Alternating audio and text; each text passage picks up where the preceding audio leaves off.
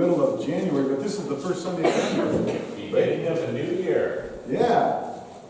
Exodus chapter 3, and I want to give a little bit of background because everybody was on vacation last week, or whatever, holidays still.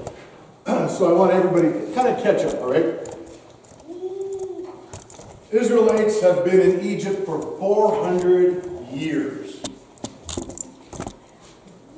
Joseph was a mighty prince, the governor of all Egypt.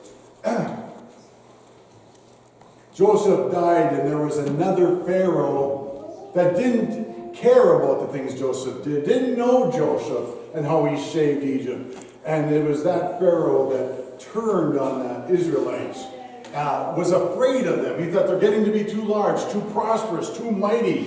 He was afraid that if Egypt was ever attacked on the outside, there would have been the Israelites on the inside. They couldn't fight the war in both. And so he enslaves all of Israel. 2 million, 3 million people perhaps. We know that there's at least 600,000 fighting men in Israel at the time of the Exodus. During that time, there was another Pharaoh, and his edict was to kill every male born in Israel, to throw that child in the Nile River. It was during that period that Moses was born, and his mom and dad hid him for 3 months, but they were afraid that he would be known, and so they made a basket and put tar and pitch in the basket, and it was sure death if he was found out, but they put him in the Nile River and hoped that God somehow would take care of their child. And it was just so interesting how that child floated down the river in that basket at the same time, same location, that Pharaoh's daughter enters into the Nile. Coincidence, right? She opens up the basket, she sees it's one of the Hebrew kids, and she has compassion. She doesn't take the kid and go, oh, a Hebrew, let's toss him in the Nile. She looks on compassion of this 3-month-old baby crying, and she adopts the baby. Moses grows up in the palace of Pharaoh. He is a prince in Egypt with everything at his disposal. He is Baron Trump growing up in the White House, okay? That's who he is. I mean, he's going to have the best education, the best of everything, right? He's going to have this heralded position that, very few in the world ever receive. That's Moses as a prince in all of Egypt, the most powerful, richest nation in the world. And he's one of the princes, okay? That's where his status is. For 40 years. And then something happens to Moses. He sees the people, and he knows that he's not Egyptian, even though he looks Egyptian, he speaks Egyptian, he was raised Egyptian, but something in his heart tells him he's not Egyptian. He knows that this is where I came from. And look at how they've been mistreated. Somebody's got to do something about that. This is what it says in Hebrews. It says, by faith Moses, when he had grown up, refused to be called the son of Pharaoh's daughter, choosing rather to endure ill treatment with the people of God than to enjoy the passing pleasures of sin, considering the reproach of Christ greater riches than the treasures of Egypt. For he was looking to the reward. You understand what Moses did in the high castle, on the top of the hill, in the palace? He gives that luxury up to be one of the commoners. Tim, you're going to have to hire a hand this year, you said. Right? Because Kenny's gone. Could you imagine Baron Trump going, you know what?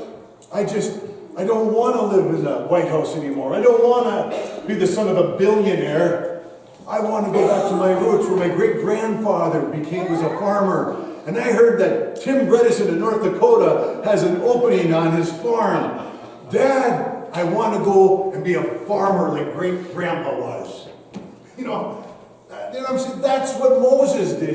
He wasn't going to enjoy the life over here. He went, no, this is where I belong with these people. This is my roots. He's really, that was the life of sin, it is said. This is what he chose instead, because he was looking forward to the reward. Not how we could live in the style today, which we think of, right? Us Westerners, don't we would rather be in the White House than down in the fields working the cotton or whatever they're doing down there, or making bricks with straw and mud. Would we rather not have the most luxurious, easiest life possible? That's what we look forward and work towards. Not Moses. You kind of see Moses' heart when he does this. He's leaving Pharaoh. He's leaving Egypt. And he's going to his people. But he's not really recognized by them either. He sees one of them mistreated. He kills the Egyptian who was doing it. He hides the body. But the next day, he sees two Israelites fighting. And he's appalled by it. He's like, what is the matter with you guys? Why are you fighting amongst yourself? We have a common enemy. It's Egypt. It's the Egyptians. They rule over us. Why are we fighting amongst ourselves? That's kind of that could be a church sermon, I suppose, at some churches, not here, but I mean, lots of infighting, right? Families, churches, businesses, everyone looking for a position or place, but not here, not amongst God's people, Moses is saying. And their response to Moses is, who made you ruler and judge over us? You know, who do you think you are? Are you going to kill us like you killed the Egyptian yesterday? And Moses feared for his life, as he should. When Pharaoh heard about the murder, he chased after Moses. Moses flees, he goes to Midian, and he gets hooked up with Jethro's, who is the priest of Midian, his 7 daughters. He helps them out, he waters their flock, they bring him to his house, he marries Zipporah, and he settles down in Midian for 40 years.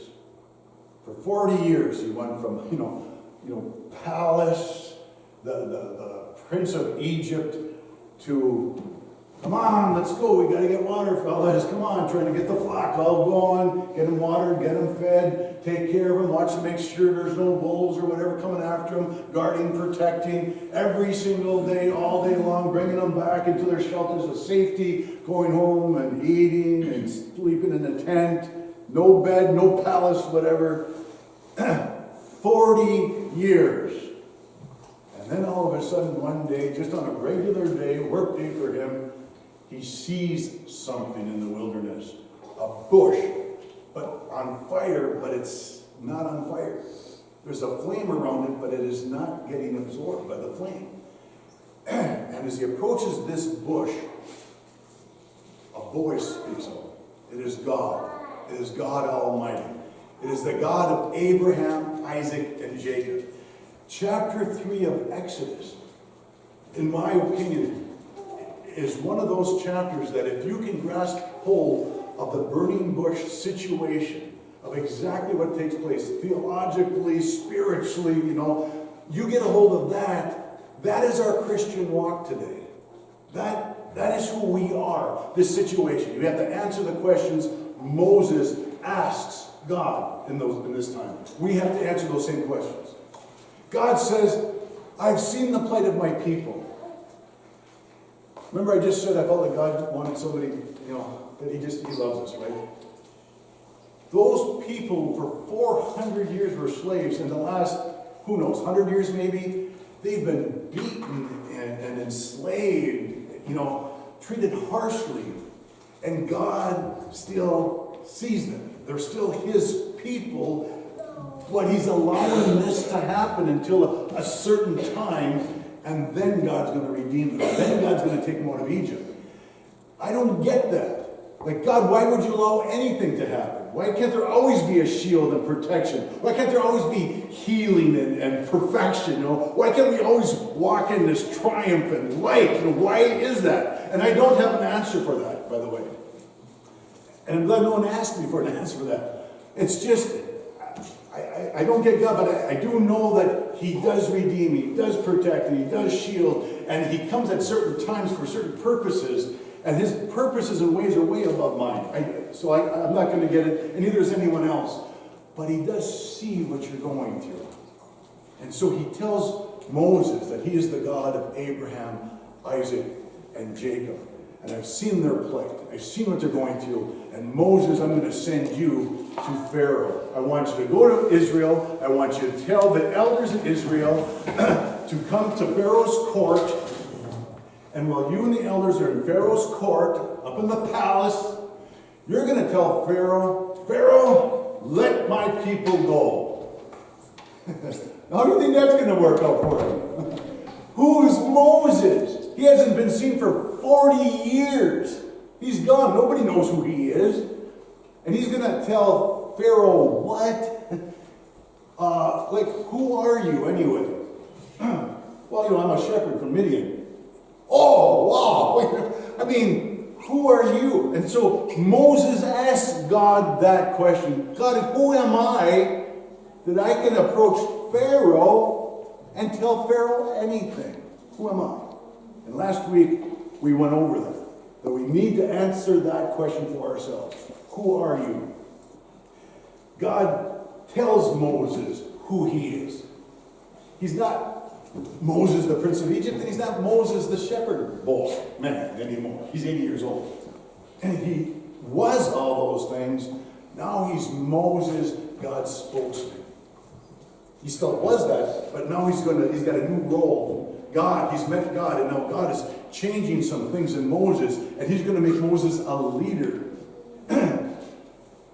As long as Moses obeys the word of God, God said that he will be with Moses.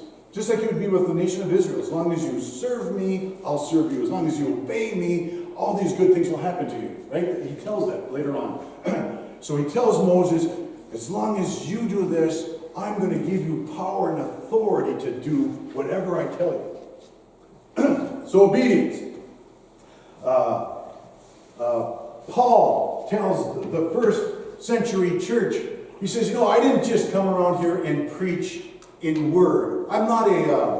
He's not a lawyer. He's not a debater who can say some really cool things. And if you have a little argument, he just wins the argument. There's some people who just can win an argument. Paul says, I'm not that guy. I came to preach Christ. I came to preach the resurrection of the dead. And not just in word, but word and in power, Paul says. To know that I'm telling the truth. And that's some of the things Jesus did and the new church did. And Jesus himself says that he has given the church all authority. All authority has been given to him, and I give all authority unto you, he says. So, the first question is, who am I, God, that I can go to anybody and tell them anything? That's a good question. Because either you are changed from the day you met Christ or you are not. Either you are different inside because you met Jesus and you felt redeemed and you feel forgiven and you feel the Spirit of God upon you and you have that relationship, or you don't and you are changed. Just like the prophets and the priests and the judges, throughout the testimony were changed when they met God or the Spirit of God came upon them. We are changed. We are no longer men and women of flesh. We are now men and women of spirit. Right? That's what we are. We're different. So Moses says, who am I? And God tells him. The second question he asks is this, in Exodus 3:13. He says, suppose I do go to the Israelites, and I say to them, the God of your fathers has sent me to you. And they ask me, what's his name? What should I tell him? Well, that's a good question. Egyptians had a couple thousand gods, and they had a name for every god. And the name that man gives their gods all meant something. So Re, R-A, was the sun god. He was the most powerful god. He would be their God Almighty. The female counterpart of Re was Isis. She was female, and so they come together, and of course they have many offspring, and those that have offspring, and there's cousins and all that stuff. And so all those are gods that man makes. But one of the pairs, when they get together, had a boy named Osiris, who was actually, they claim, the first pharaoh in Egypt. So Pharaoh wasn't just a man. Pharaoh was God. Do you understand? Pharaoh grew up believing that. They told him that was their religion, that you are of the gods. That's your heritage. You know, people ask, where are you from? You know, what is your heritage? What is, you know, your family tree? And I can say, well, I'm part Greek. I said my grandfather came from Greece, so I'm Greek. And you know where probably your grandparents or great-grandparents, where they came from, right? We know. And so somebody asked Pharaoh, hey, where do you come from? I come from God. I come from heaven. Oh, okay. You know, and so he had, like, you know, authority over all those people. What he said went. Power of life and death. It's not so far-fetched because, you know, World War II, you know, the emperor of Japan, that's how they felt of him, that he was a god. He was to be worshipped. He was like a deity. And that happens throughout history. Anyway, what do I call you? If all the Egyptians have names for all their gods, and every god has a... What do we call you? That is the character of God. Now, if you had to summarize God in one name, what would you call him? I know that Abraham, when he went to sacrifice his son, but God provided a ram instead, he called him Jehovah Jireh. God, my provider. God provides for us. See? But that isn't the entirety of God's character, is it? That he just provides. Isn't God also a shield? And is he a healer? And he's a redeemer? You know, and he's a judge? You know, and he's grace? You know, how do you get all of who God is in one name? You know, like Mike or Bill or Ted or Frank. You know, how do you do that? And so, when Moses asked that question, it had value because the Egyptians are going to want to know his name as well, because they got names for all their gods. But it's the name that man gave gods. This is the name that God gives himself. Huge difference. So God says, so when Moses asked the question, verse 14 says, God said, I am who I am. This is what you're to say to the Israelites. I am has sent me to you. Say to the Israelites, the Lord, the God of your fathers, the God of Abraham, the God of Isaac, and the God of Jacob, has sent me to you. This is my name forever, the name by which I am to be remembered from generation to generation. So I am who I am in Hebrew is Yahweh, and that was later on Jehovah. So Jehovah, Yahweh, or I am are all the exact same word, right? The same God, the same meaning. So now, if someone says, well, I see a change in your life. What happened? And you say, well, God changed my life. And then you say, well, what's your God's name? And you go, I am. Does that have a great meaning to anybody?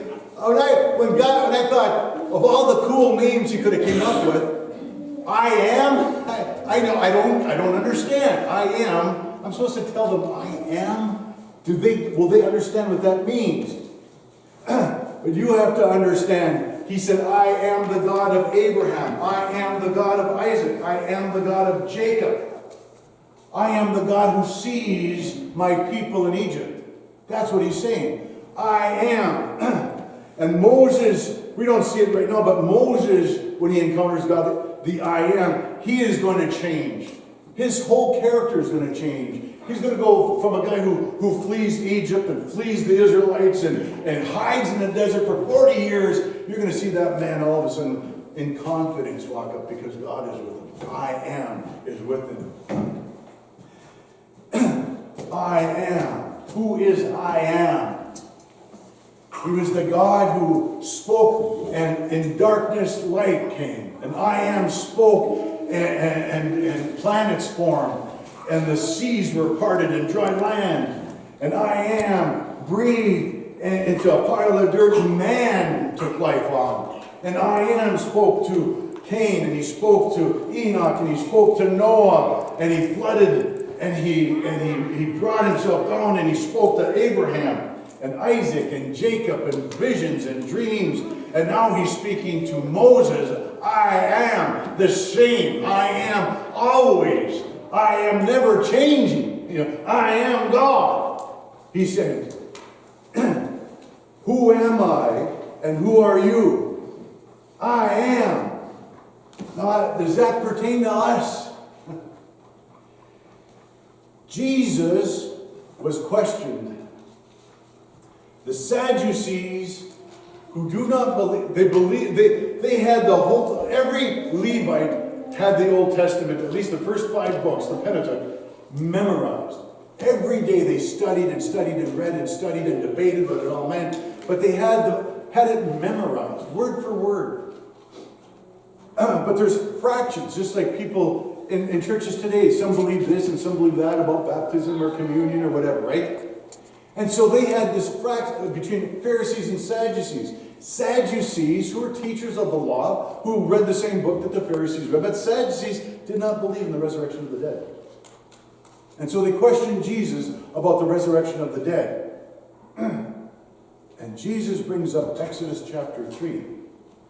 He says, do you remember in the passage of the burning bush?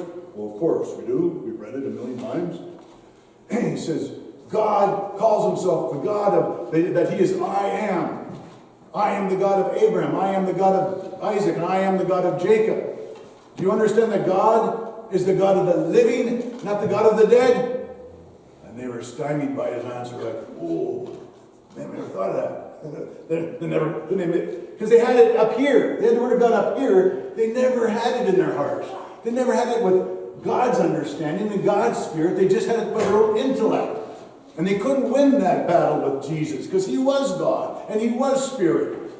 God of Abraham, Isaac, and Jacob means, he didn't say to Moses, I was the God of Abraham. Because that would be proper English, wouldn't it? Was he? He said, who are you? He said, I was the God of Abraham, and I was the God, because that's... When he said, I am, present tense, that means Abraham, Isaac, and Jacob were with God at the time God is speaking to Moses. I am. He still is their God. They are with God. They're in his temple. They're worshiping that God who they worship on earth. They're sitting at his table having dinner with the King of Kings because they were faithful to him. They were faithful to that one God, the I am. And so Jesus says, do you understand he's the God of the living? That should give you hope about the resurrection of the dead. There's hope about the life after this time, way back then. That's part of our belief, that Jesus Christ, who redeemed us, is opened a way for all of us who are sinners to repent and be with him forever and ever. Just like Abraham, Isaac, Jacob, Noah, Enoch. We're there with them. See, they're with the God of the living. Second time Jesus used it. He had just, John chapter 8, he's just fed 5,000. And his disciples have gone, but his apostles are gone, but there's lots of his disciples gathered around him, and they want to make him king. And there's some debate about, eat my flesh and drink my blood, and they're just talking about him, and who is he, who does he think he is, and they're going back and forth. It's quite a long deal. But Jesus says this to these Jews, these unbelieving men who don't believe that he's God, even after that huge miracle. He says, I tell you the truth, if a man keeps my word, he will never see death. Now that's a pretty powerful statement, but it's what God is saying when he says, I am the God of Abraham. They didn't see death, physical death, yeah, but not death. They're still alive. Jesus said, they'll never see death. At this, the Jews exclaimed, now we know you're demon-possessed. Abraham died, and so did the prophets. Yet you say that if a man keeps your word, he will never taste death. Are you greater than our father Abraham? He died, and so did the prophets. Who do you think you are? Got to answer that question, don't you? Who do you think you are? They said to Jesus. And Jesus said, I tell you the truth. Before Abraham was, I am. Woo! When he said that to the Jews, they knew exactly what he was talking about. The burning bush and Moses. They knew exactly what Jesus was saying. And they were infuriated. Who do you mean you, Jesus? What do you mean you, Jesus? You're not yet 50 years old and you're saying, you were there before Abraham? Before Abraham was, you were? That don't even make sense. The God of Abraham, Isaac, and Jacob, and Noah, and Enoch, and David, and Solomon, and that is our God. One and the same. And that was Jesus in the flesh. God is in him, and he is in God. And God is with us, and we are with God. We can't see it, we can't feel it, but that's what it is. That is the relationship. Cannot be broken. Not height nor depth nor power or principality can break the bond between God and man. Once you have established it, once you will submit yourself to it, no power on earth can break it. And so when we die in the flesh, that is where we are, with him, forever and ever. Who are you, God? Who should I say sent me, God? I'm going to ask your name. He is the God, the I am, who spoke and darkness became light.